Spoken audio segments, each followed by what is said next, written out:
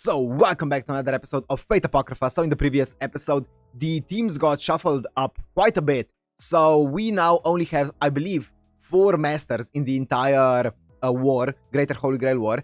And one of them is Fiore with, Chiron. Wow, that took a minute. I had every single name in my brain, apart from Chiron. Chiron.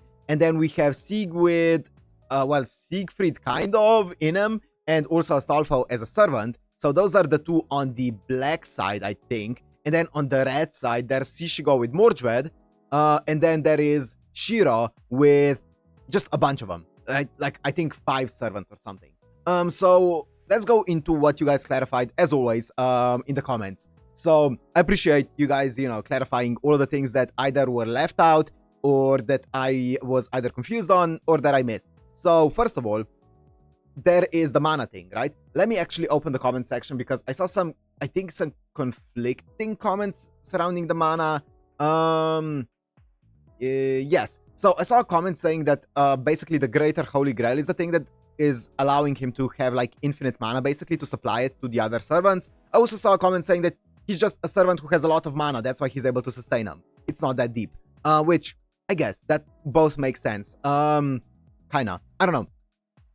I think at the end of the day, don't worry too much about it, is the general consensus. He just has mana to supply it. It's not gonna be that deep. So I'm gonna take it as that. So the next thing is, you guys did confirm that basically the incarnation that Shiro was talking about is very similar to the incarnation that Gilgamesh got during the end of Fate Zero, which is basically getting a physical body, right? So he got incarnated into a physical body, and then the last thing, the last big detail, I guess, that is after, that third Holy Grail War, where Shiro got a body, he got actually kind of like adopted. Let me actually see the comment. He got basically adopted or taken into the household of Kotomine Risei, which was the overseer of, Holy Grail War back then. And that's when he got the name Kotomine Shiro, and also that's where his ties with the church come from and stuff like that, and also his fighting style being similar to Kirei and stuff like that. That's his connection to the Kotomine bloodline. That's really big. I'm really glad that you guys pointed that out, because otherwise I would have kept like being very talking about like why is his last name Kotomine, is he in any way, shape or form related to Kirei? I wouldn't have known if I didn't see this comment, so that's good to know. And Shiro, I'm guessing, is kind of like a coincidence that it's the same name as Shiro from, the Fate Stay Night universe, right? Because, his name is Shiro because of the heroic spirit, not because of this Shiro right here. So that makes sense, right? That makes sense. So yeah, some really, really cool information that I wouldn't have found out otherwise. So thank you guys for that. And now let's see what's gonna happen with the war, because it seems very one-sided. So let's see it. So if you want to watch this uncut and unblurred, it's gonna be on my Patreon, which is down in the description. And without further ado, let's go into Fate Apocrypha, episode 14. Ooh, Avicebron? 神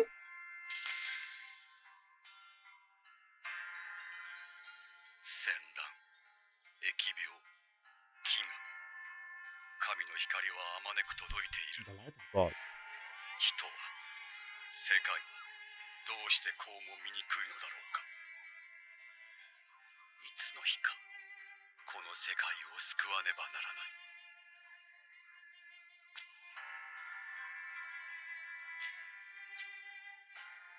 我らに楽園を与えたまえ。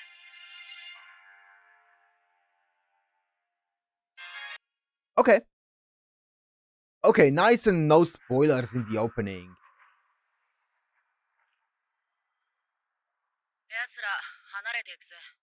大聖杯を手に入れた以上、ここは用済みってことか。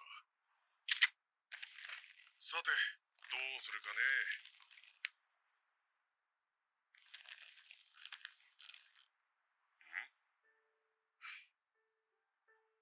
もしかして黒のライダーを助けた件気にしてんのか。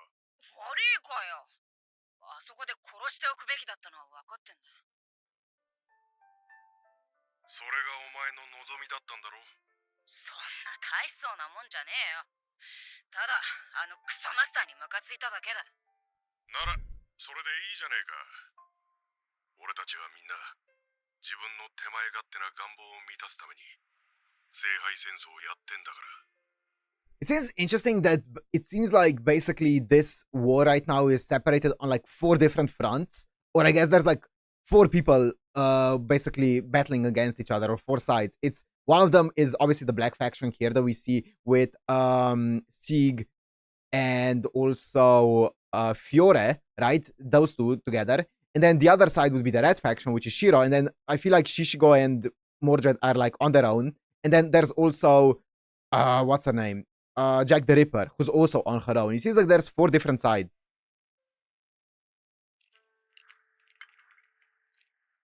早急に被害状況を調べてくれ。 Oh yeah, what happened with Avicebron タウレス様、ここはもういい。医療チームに加わってくれ。 and his ex-master? ジーク君。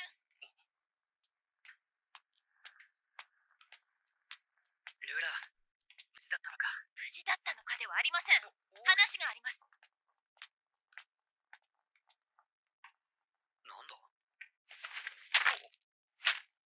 Okay. あなたが黒のセイバーで、しかもライダーのマスターなんですか？見たくなかったんだ。これ以上目の前で誰かが傷つくの。戦いは凄惨なものです。私はそれをずっと見てきました。善も悪も強いも弱いもなく、戦士は傷つき倒れます。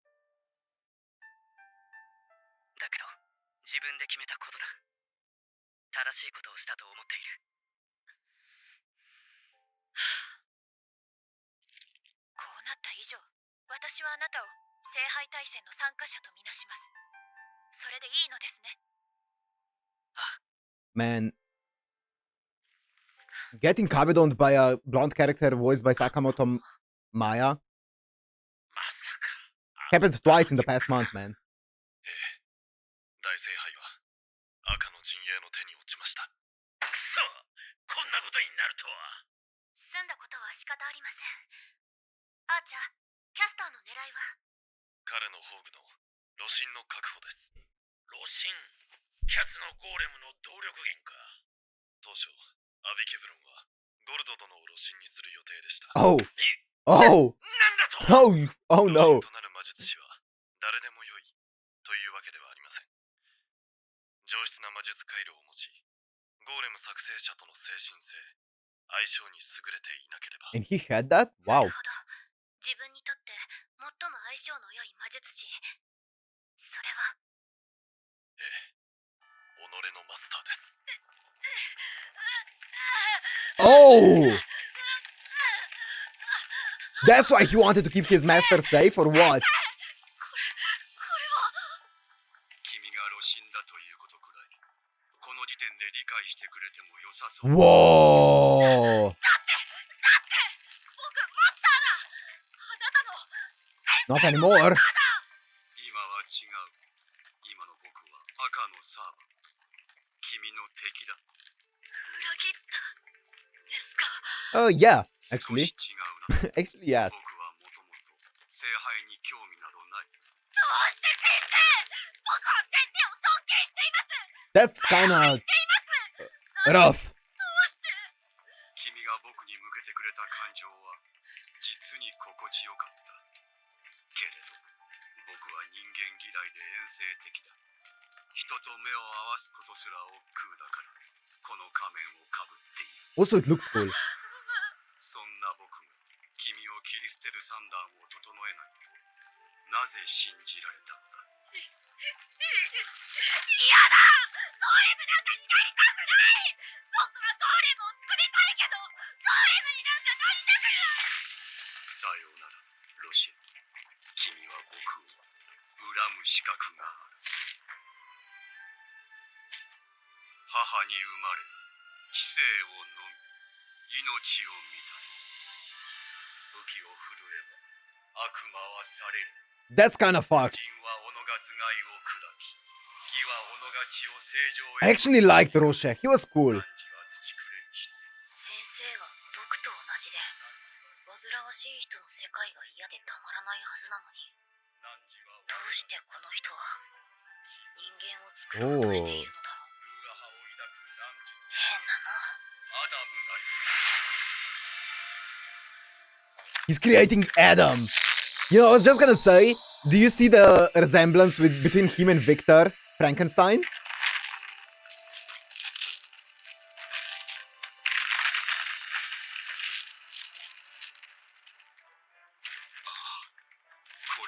Wow, it's creating Eden? That's so cool. The Garden of Eden.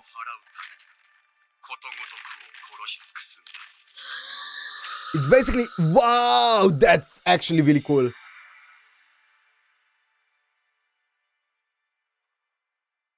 I mean, I'm pretty sure it was mentioned that he was creating Adam before, right? 座っていいかな。 But, wow. もう座ってるだろう。いやー、まさか君を助けたあの時、君が僕のマスターになるなんて思わなかったよ。こっちだって同じだ。あの時はこんなことになるなんて思わなかった。ねえマスター、さっきルーラーと何話してたの？戦いに参加すれば傷つくこともある。その覚悟を問われた。俺は。ルーラーもマスターが心配なんだね。そりゃそうだよ。僕だってマスターが死んだら嫌だもん。マスターが僕を守ってくれたのと同じでさ。 Mustafa is so adorable. 泥船に乗ったつもりで任せておいてよ。そこは大船と言うべきじゃないのか。いやいや、僕は自慢じゃないけど、ポンコツさにおいては一二を争う。 Here it is, Adam. ありがとうマスター。なんだ。あれってもしかしてキャスターの言っていたゴーレム。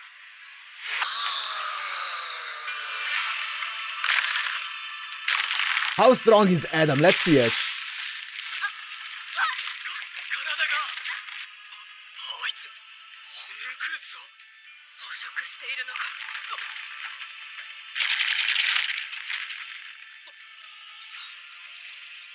姉さん、交代なさい、カウレス。あれに触れれば私たち魔術師といえども。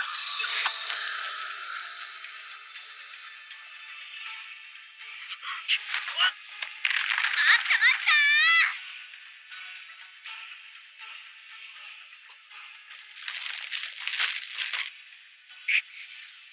キャスター、やはり君か。ライダーか。元気そうで何よりだ。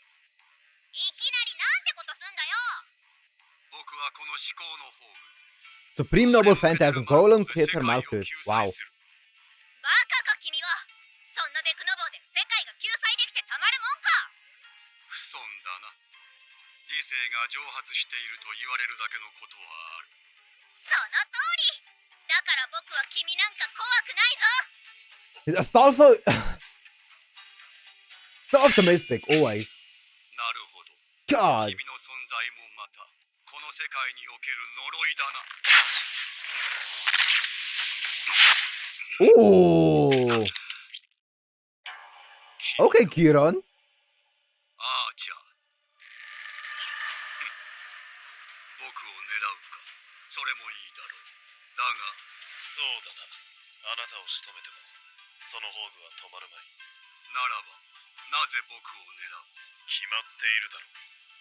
裏切り者は速やかに処置した方が良い。非合理的だな。君が怒りの感情で動くとは思わなかった。だがちよ。 He did not like that. 残念だったな、アーチャー。僕の役割は全て終わっている。この宝具を起動した今、心残りは何もない。あのゴーレム、まだ。任せたぞ、ケテルマルクと。お前ならば、この大地に必ずや楽園を想像できる。 He's absorbing it. Is it kind of like Darnik and Dracula?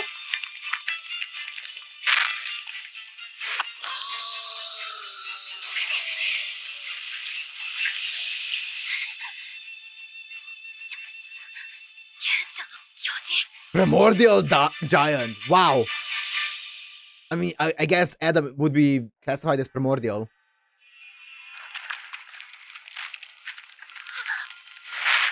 Oh! A softball. よーし、ここから反撃だ。行くぞ、ヒポグリフ。あれ、おーい。 Try harder. こりゃ早いやん。 Oh, that's a nice animation. I really like it. Okay. おい、兵器か。お前、聞くんだ。あれはもう人間が相手できるようなものじゃない。 Whoa, the impact frame. What happened there? あなたもです。 Ruler. ください。ルーラー、この巨人は世界を無差別に変化させ、現実を変容させる存在。聖杯大戦の枠を超えるもの。すなわち私の敵です。 ルーラー、そのまま。 Dude, where was Ruler during the... Wait. I'm gonna talk later. Oh my god. 逃がしません。 Okay, Jean. さすがはルーラー。視界は奪った。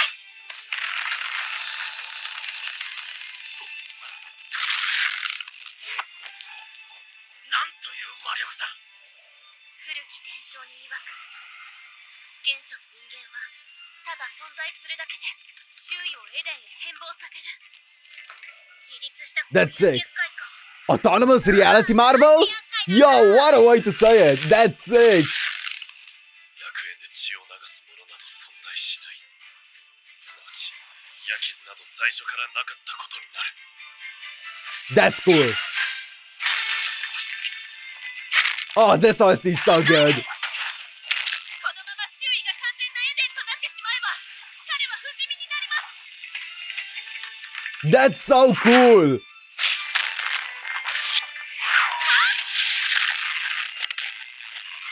先ほどよりも動きが速い。 Oh, he's getting stronger and stronger. ライ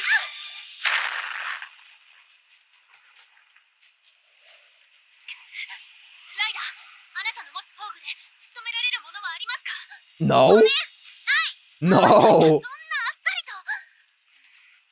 A Salvo's kit is pretty アー basic. チャーの宝具を解禁するしかない。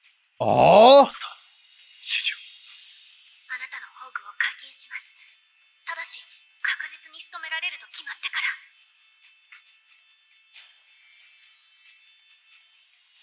余震に当たる心臓部分を一撃で貫くだけの力があれば。いや、足りない。ルーラー、サーバントがあと1機欲しい。この周囲に我々以外のサーバントがいるはずです。策があるということですね。了承しました。赤のセイバー、ジャンヌ・ダルクの名において参陣を要求します。参上したぞ。 Oh ho ho ho. あいつは Mordred. 俺に何をしてほしいんだ？アーチャーに聞いてください。お前か、黒のアーチャー。過去の遺恨は水に流せとまではいきませんが、今はあれを打ち滅ぼすのが先決です。わかってるよ。仲良くな。仲良く。ホムンクルス、お前もそれで構わないか？構わない。ならばジーク、もう一度限界することは可能ですか？ Ooh. Ooh, Siegfried. マスター？ケイローンも僕のマスターに何をやらせる気なのさ？一撃で仕留めるため、宝具の解放をお願いします。赤のセイバーは頭蓋を狙ってください。 Skull. おや。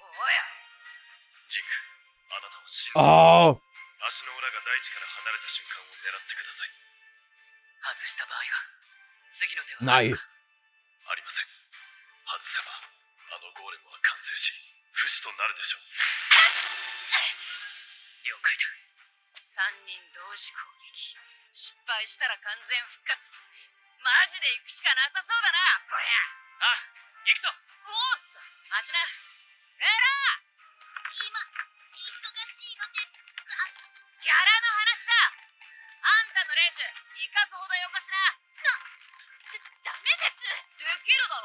マスターにできるんだ。ルーラーのお前にできない Yeah. 氷はね。 Come on, do it, ruler. 威嚇はダメです。せめて一角。いいぜ。じゃあ一角だ。 She tried to get one extra. わかりました。後で差し上げるので、今は。よし。あ、じゃあタイミングを測れ。 The negotiator. さっさと変身しろ。この巨人と一気に決闘するか。 Henshin. お前が仕切るのか。赤雷よ。霊樹をもって我が肉体に命ずる。 Oh, look at this team up. 別人形ごときか。でけえ面 Animation.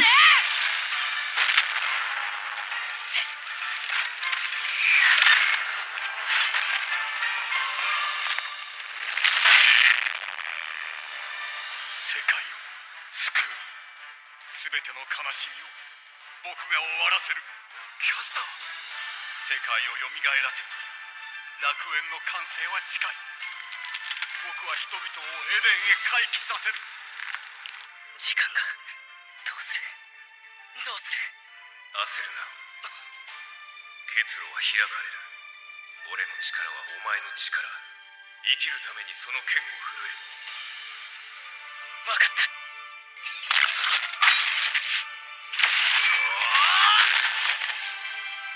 すごい。だが巨人の再生が早すぎる。 Okay.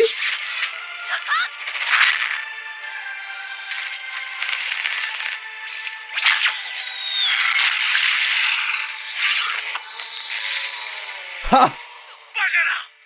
キャスター、あなたの巨人は確かに受難の民を救い、エデンに導くことができただろう。しかし、英知を手に入れたあなたですら、知らぬことが一つだけあったな。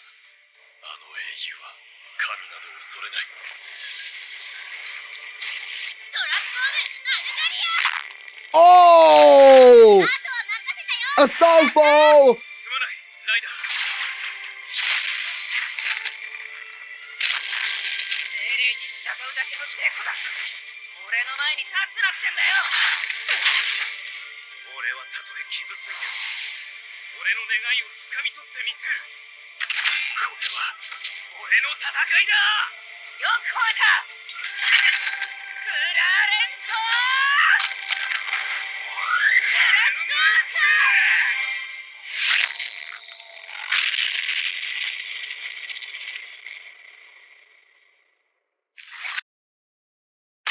Oh, that cutaway with the sound. ヘッドショットだってクノボ。エデンはよそで探してろ。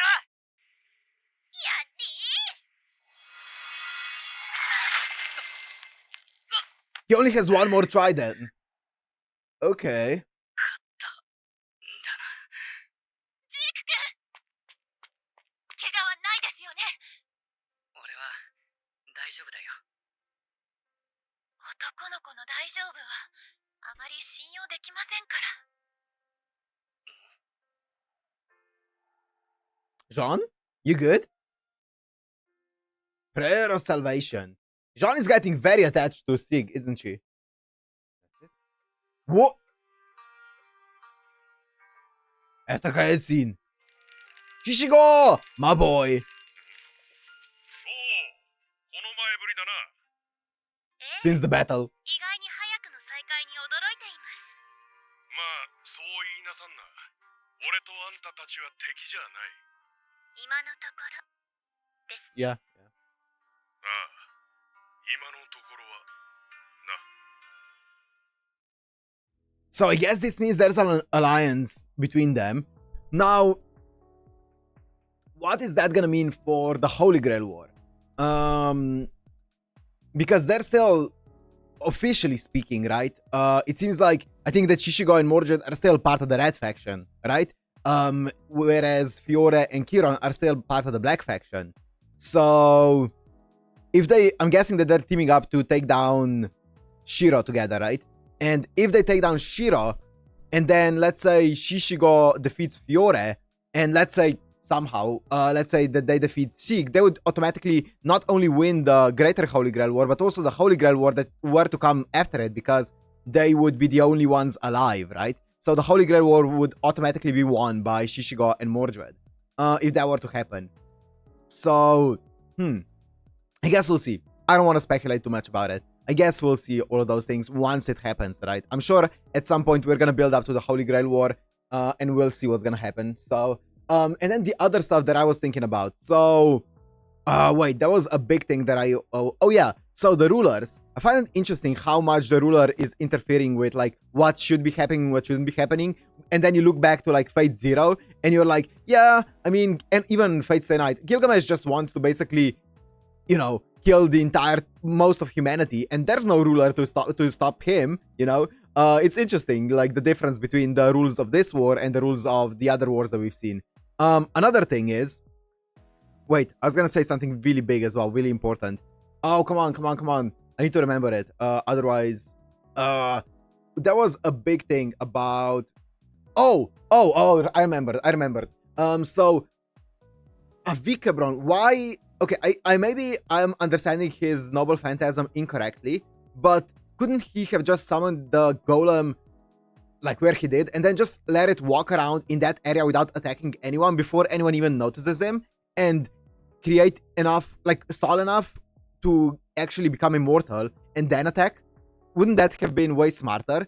Maybe I'm misunderstanding his noble phantasm, but from how I understood it is, if he like creates enough of Eden and he stalls for long enough, he could become immortal, and then there's no stopping him. So couldn't he have just walked around like the area where he summoned, or where he made his golem, where he made Adam, and just walk around there for like, I don't know, half an hour or however long he needed to, and then after he gains immortality, attack?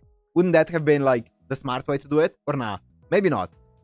Maybe he was just too arrogant and thinking, oh, there's no way they could defeat him, right? Even without immortality, maybe. Or maybe it works differently. So yeah, that's my main question, I guess. Yeah, I'm not certain. Dude, Sakamoto Maya, or I guess Jean d'Arc here, Kabedoning Sieg was not on my bingo list, but God, that was crazy. Man, if I got a nickel for every time I wanted a Sakamoto Maya blonde character Kabedon me, I would have 2 nickels, which isn't a lot, but it's weird that it happened twice. So that was a great scene, man. That was a great scene. It seems like Ruler, or Jean, I guess, is very, very, very fond of Sieg. And also, it makes sense that she's kind of like more on the side of these guys, because she's supposed to be the counter to Shiro, right? She was, as she said in the previous episode, she was summoned here because of Shiro, right? To kind of counterbalance the sides, right, of the rulers. So I guess that makes sense. Yeah. Okay, cool. I guess we'll see how this war is gonna go from here, though. I'm gonna end this one here. Hope you guys enjoyed. If you did, make sure to like and subscribe, and I'll see you in the next one. Peace.